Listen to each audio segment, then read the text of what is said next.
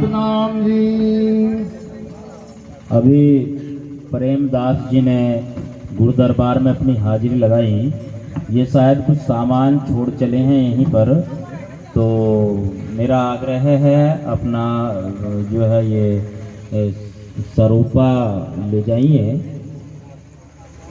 2 दिन का मेहमान जगत में कर रहा डूबा ढेर। ये जीव 2 दिन के लिए यहाँ पर है। किसी ने पूछा स्वामी जी से, गुरुजी ये 2 दिन कौन से है? कह रहे 2 दिन का मेहमान है ये, तो ये 2 दिन है कौन से? गुरुजी ने बड़ी सरल भाषा में, बड़े प्यार से सरल भाषा में बताते थे गुरुजी। इतनी सरल भाषा कई को तो हजम भी ना होती थी वो भाषा। गुरुजी ने कहा 2 दिन, एक दिन तो तेरा आने का और एक दिन तेरा जाने का। ये जो मनुष्य है ना बड़ा चालाक है, इतना चालाक, तर्क एक से एक है इसके पास। कहने लगा गुरुजी बीच के दिन कहां गए? एक दिन तो आने का, एक दिन जाने का, बीच के दिन कहां चले गए? तो गुरुजी है ना। उत्तर बड़ा स्पष्ट था।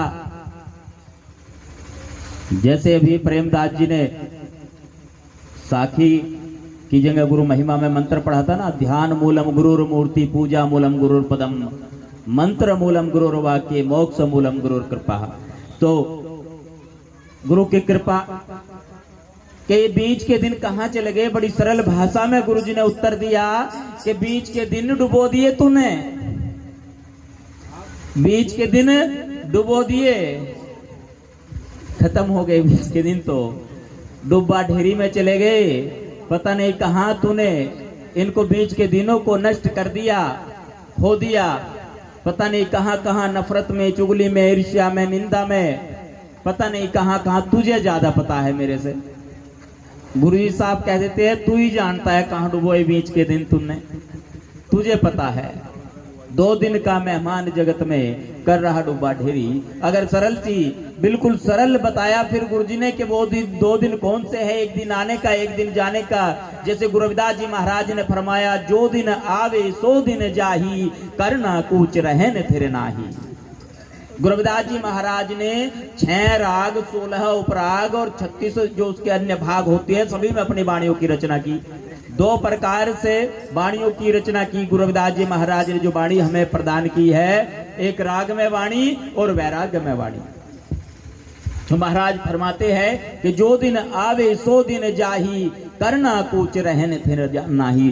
जो दिन आ रहा है वो दिन चला जा रहा है। स्वामी समनदास जी महाराज ने, गुरु जी ने उसको और सरल कर दिया कि एक श्वास तेरा आ रहा है, एक दिन वो है, और एक श्वास तेरा जा रहा है, एक दिन वो है। श्वास के आने और जाने के बीच में कोई अंतराल नहीं है।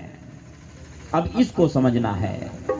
कर ले भजन हरि का या कर ले भजन गुरु का बंदे।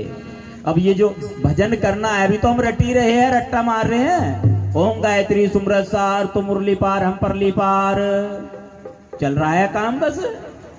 यही भजन, भजन यानी भजना। क्या भज रहे हैं हम? किस चीज को भज रहे हैं? क्या हमने रट्टा मार रखा है?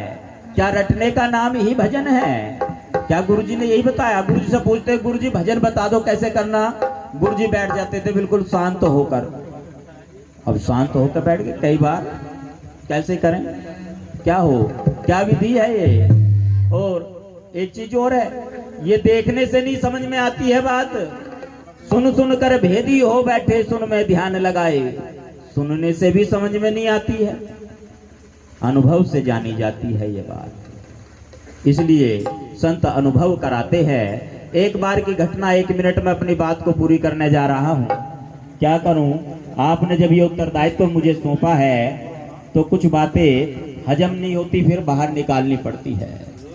किसी ने देखा कि कहां से आए हैं महाराज, तो अंबाला से आए हैं, शिवाला मंडी अंबाला कैंट जो गुरु रविदास आश्रम है वहां से पधारे हैं संत महाराज पवन दास जी। अच्छा, बहुत अच्छा स्वभाव लगा, बड़े मिलनसार है, बड़ी कृपा कर रहे हैं। किसी ने पूछ लिया जी ये बताओ यहाँ जाने का रास्ता कैसे है। रास्ता तो भैया ट्रेन से है, यहीं से अपना थाना भवन से गाड़ी मिल जाएगी, जो अम्बाला की तरफ जाती है उसमें बैठ लेना, टिकट ले लेना। पहले जो श्रद्धालु भगत जी थे उन्होंने ट्रेन रेलगाड़ी पहले देखी नहीं थी, पूछ लिया धर्मवीर जी से, धर्मवीर जी ये बताओ रेलगाड़ी ये होती कैसी है। इन्होंने बता दिया काले रंग की होती है, पहली पहचान बता दी। भाई मोटा दिमाग है, ये बताओ इससे आगे भी कोई और पहचान है क्या। हाँ पहचान है, पहली पहचान काले रंग की होती है रेलगाड़ी। दूसरी पहचान ये है, जब आपको अम्बाला जाना है तो वो दिल्ली की तरफ से आएगी, मुंह उसका अम्बाला की तरफ सहारनपुर की तरफ होगा। तीसरी पहचान ये धुआं छोड़ती हुई आती है, पुराने जमाने की बात है, कोयले से चलने वाले इंजन होते थे। पहचान तीनों रट ली भगत जी ने। रेलवे स्टेशन पर पहुंच गए, टिकट ले लिया। हाँ एक बात का ध्यान रखना, भीड़ बहुत होती है, बैठ जाना नहीं तो सीट नहीं मिलेगी। कहने लगा ठीक है। अब संयोग से उस दिन रेलगाड़ी लेट थी, तीनों पहचान रटी हुई थी। रेलगाड़ी काले रंग की होती है, धुआं छोड़ती हुई आती है और मुंह उसका सहारनपुर की तरफ होगा, बैठ जाना नहीं तो सीट नहीं मिलेगी। पूरा रट्टा मार लिया अच्छी तरह से। रेलगाड़ी संयोग से लेट उस दिन, और एक बाबूजी काला कोट, काली पैंट, काले जूते और सर के बाल भी काले कर रखे हैं उम्र छिपाने के लिए। उम्र छिपानी पड़ती है, क्या करे, धोखा तो देना है उस परमात्मा को, मालिक को भी। सफेद बाल हो गए, काले करने पड़ेंगे, क्यों, अलग दिखना है। अच्छा काला कर रखा है सब कुछ, काम उसने, प्रोग्राम काला हो गया। अब वो प्लेटफार्म नंबर 1 पे चले हुए आ रहे हैं श्रीमान जी। देख लिया, एक पहचान धर्मवीर जी ने बताई थी, रेलगाड़ी काले रंग की होती है। अच्छा यही है। अब दूसरी पहचान, धुआं छोड़ती हुई आती है, वो सिगरेट पी रहा है, चलते चलते सिगरेट पी रखा है, धुआं छोड़ रहा है बराबर, चलते हुए आ रहा है प्लेटफार्म नंबर 1 पर। मुंह किधर होगा, सहारनपुर की तरफ होगा, मुंह भी सहारनपुर की तरफ ही उसका। उसके सामने आकर ही ठहर गया भगत जी के। भगत जी ने तो आओ देखा ना था, तुरंत कमर पे लटक गए। उसने कहा बदतमीज क्या कर रहा है। कहने लगा बदतमीज कुछ नहीं है भैया, टिकट ले रखा है, अम्बाला से पहले ना उतरू। अब सुन कर भेदी हो बैठे, सुन में ध्यान लगाए। कहीं गलत दिशा में तो नहीं जा रहे हैं, भजन तो कर रहे हैं जी। पता चला भजन कर रहे हैं, ध्यान में बैठे, भजन में बैठे और मन लगी ना रहा वहां बिल्कुल भी। मन तो जा रहा है कहीं और, इधर भाग रहा है, मन उधर भाग रहा है। मन तो झगड़े की तरफ जा रहा है, मन भैंस की तरफ जा रहा है, मन दुकान की तरफ जा रहा है, मन दूध की तरफ जा रहा है, मन गोबर की तरफ जा रहा है। ये तो क्या करे, रुक नहीं रहा है। क्या करें फिर इसको, कैसे रुकेगा। ऐसे ही भजन होगा क्या, ऐसे ही सिमरन होगा क्या, कहीं उल्टी दिशा में तो नहीं जा रहे हैं। बता तो दिया महाराज ने कि इस तरीके से जाया जाएगा, पर क्या उस स्थान तक पहुंच पाएंगे। गलत दिशा में चलने से, कई बार उल्टी दिशा में चले जाते हैं। एक हष्ट पुष्ट पहलवान आदमी उतर गया रेलवे स्टेशन पे, कहने लगा भैया यहाँ जाना भनेड़ा में। अब भनेड़ा में जाना, तांगे वाले से पूछा कितने पैसे लेगा, उसने कहा 50 रुपए लूंगा। कहने लगा 50 नहीं 25 ले लिए, 25 में बहुत ज्यादा है वहां, चल पड़। उसने कहा नहीं बाबूजी 50 ही लूंगा। अच्छा 50 तो मैं देता को नहीं हूँ, पैदल चला जाऊंगा। पैदल चला गया, बहुत दूर निकल गया, बड़ी दूर चला गया। वही तांगे वाला किसी सवारी को छोड़ करके आ रहा था, तांगे वाले को उसने रोका, कह रहा भैया चले क्या, 50 ही दे दूंगा। उसने कहा 50 नहीं, अब रुपए लूंगा 100। उसने कहा ऐसा क्यों, 100 रुपए क्यों लेगा तू। 100 रुपए इस वजह से भैया तुम भनेड़े की तरफ नहीं, तुम तो चरथावल की तरफ जा रहे हो। तुमने जो है 5-10 किलोमीटर की दूरी तय की, भनेड़ा की तरफ नहीं की, अमी चंदा जी के यहाँ, तुम तो चरथावल की तरफ निकल गए। कहीं भजन में भी इसी तरफ तो ना चले जा रहे हैं। महाराज ने बता दिया ऐसे रास्ता है, कहीं उल्टे पहाड़ तो नहीं चढ़ गए। सुन कर भेदी हो बैठे, सुन में ध्यान लगाए। भजन की बात चले ना, कर ले भजन गुरु का बंदे, कर ले भजन हरि का बंदे।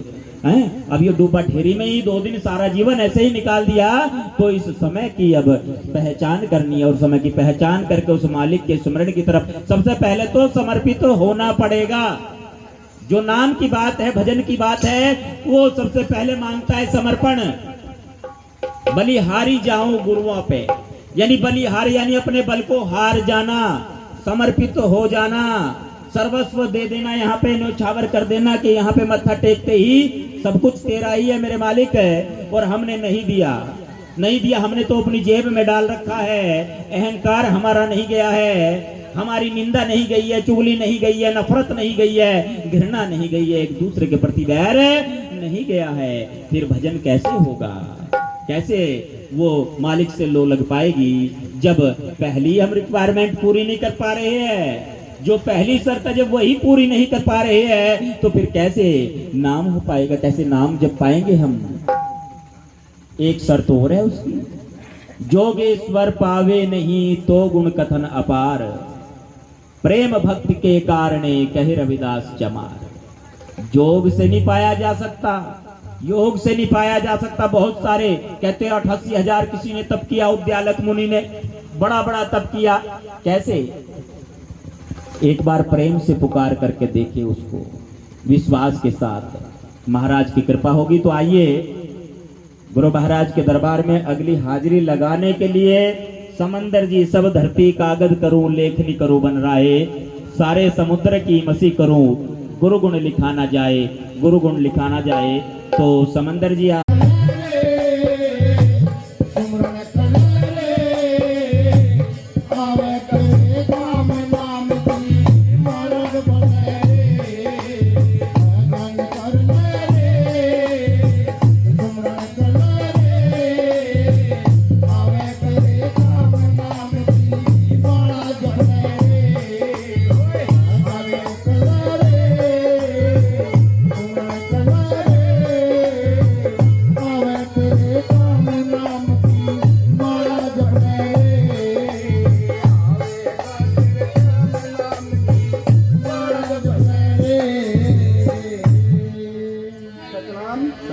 सतनाम जी बहुत अच्छे भाई।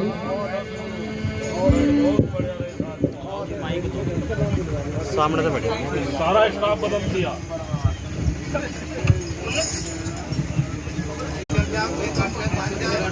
हेलो, अभी समंदर दास जी ने गुरु दरबार में अपनी हाजिरी लगाई।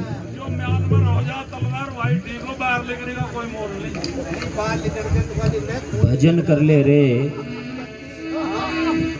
आवेगा तेरे काम नाम की बाढ़।